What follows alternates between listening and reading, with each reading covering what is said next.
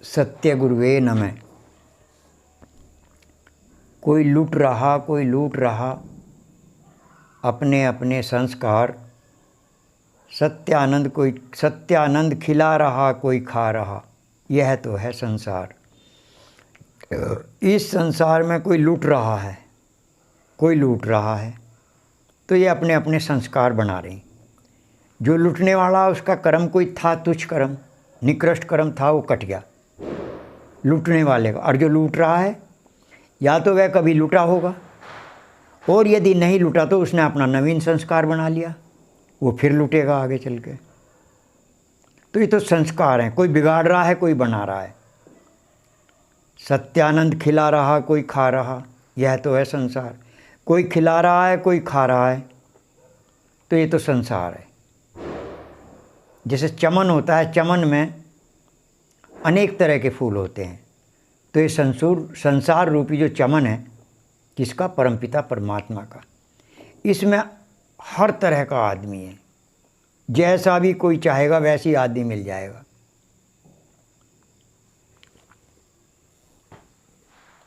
अब कोई कहे जैसे खिलाने वाले का तो बढ़ रहा है, खाने वाले का घट रहा है। अब मान लिया कोई हमें कहे कि महाराज जी आप तो खाते ही खाते हो, आपका क्या होगा? हमारा भी वही होगा जो प्रभु करेगा। प्रभु के अधीन है सब, और प्रभु के अधीन क्या, जो हम कर्म करेंगे प्रभु हमें वो देगा। ये है प्रभु के अधीन। ये नहीं कि प्रभु हमें कुछ अपनी तरफ से दे देगा ना, जो हम कर्म करेंगे वो मिलेगा। अब कहते आप तो खा रहे हो, आप तो खिलाते ही नहीं। हाँ सही बात है आपकी, खा रहे हैं। देखो वे लोग या कोई हमारी सेवा कर रहा है, भोजन की, पानी की व्यवस्था कर रहे हैं, रहने की हर तरह की व्यवस्था कर रहे हैं आप लोग, तो हम भी आपकी सेवा कर रहे हैं, हम भी लोगों की सेवा कर रहे हैं। हम क्या सेवा कर रहे हैं? हम लोगों की ये सेवा कर रहे हैं कि उनको सत्संग सुनाते हैं। जो वो बात जानते भी नहीं हैं, उनको वो बातें बताते हैं। क्या एक बार मैंने गुरुजी से कहा, गुरुजी मुझे, जब मेरा छोटा सा ही परिवार था, छोटा सा, अब तो सारा संसार मेरा परिवार है, पर उस समय छोटा सा परिवार था जिस समय की मैं बात बता रहा हूँ। मैंने अपने गुरुजी से कहा, गुरुजी मुझे पहाड़ों में साधना करने के लिए आप आदेश कर दो। गुरुजी ने कहा नहीं, सत्संग सुना तू लोगों को। छोटे से परिवार की बात, जब छोटे से परिवार में रहते थे हम, उस समय की बात है, अब की नहीं, अब तो सारा संसार हमारा अपना है। कि तू लोगों को सत्संग सुना। भाई पहाड़ों में तू जाएगा, वहाँ भी तो समय लगाएगा, तो लोगों को सत्संग सुना, वे तेरी सेवा करेंगे। तू उनको सत्संग की सेवा सुना कर, और वे तेरे भोजन की और पानी की, उसकी रहने की व्यवस्था करेंगे, वे तेरी सेवा करेंगे, तो दोनों बराबर हो जाएंगे, बराबर। तो भाई हम लोगों को सत्संग सुनाते हैं, लोग हमारी सेवा करते हैं, ना हमारा उन पर कोई एहसान, ना उनका हम पे कोई एहसान, बराबर हो गए दोनों। तो हमारा ये है। एक बार क्या, ऐसे भी लोग होते हैं साधु, कहीं हमने एक, जब पूरा महादेव बालैनी के पास,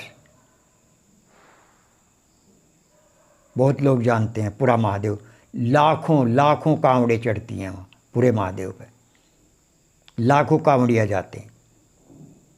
तो वहाँ एक बार हमने गांव के लोगों ने सबके सहयोग से, गांव के सहयोग से भंडारा लगाया। तो वहाँ 4 साधु आ गए भोजन के लिए, आए। हमने कहा आओ महाराज जी, आओ आओ आओ, प्रसाद ले लो। तो उन महाराजों ने आते ही कहा, चारों ने, भाई वो दान पात्र कहाँ है? हमने कहा स्वामी जी दान पात्र तो नहीं है, तो फिर हम भोजन नहीं करते। वे चल दी, नहीं नहीं महाराज जी ठहरो ठहरो ठहरो। हमने क्या काम करा, तौलिया उठाया, उसके चारों कोने बांध के एक उस पर टांग दिया, बल्ली पे एक लकड़ी गड़ी हुई थी वहाँ टेंट में, उस पर टांग दिया, महाराज जी ये है दान पात्र। उन्होंने जो भी कुछ डाला, बहुत पुरानी बात है, उसमें दान डालकर वे प्रसाद लेकर चले गए खा के। तो ऐसे भी साधु होते हैं।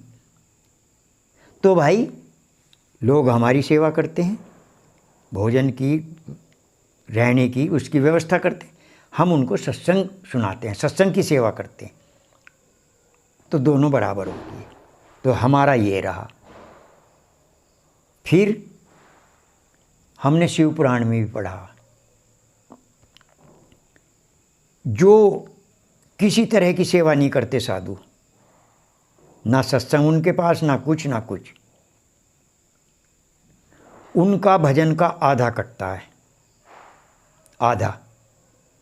और जो भजन भी नहीं करते, वैसे ही घूम रहे, वो तो समझ लो बेचारे अधोगति में चले गए, वे भोले लोग हैं। तो साधु का भी ऐसा है। और कबीर ने भी कहा, शेरों के लहंडे नहीं, हंसों की नहीं पात, लालों की बोरिया नहीं, संतों की नहीं जमात। संत कोई झुंड के झुंड नहीं होते, वो तो थोड़े ही होते हैं संत, ये कबीर साहब बोल गए।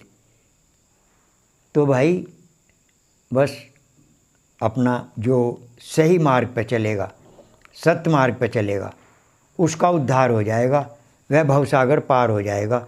प्रेम से बोलिए श्री सद्गुरुदेव महाराज की जय।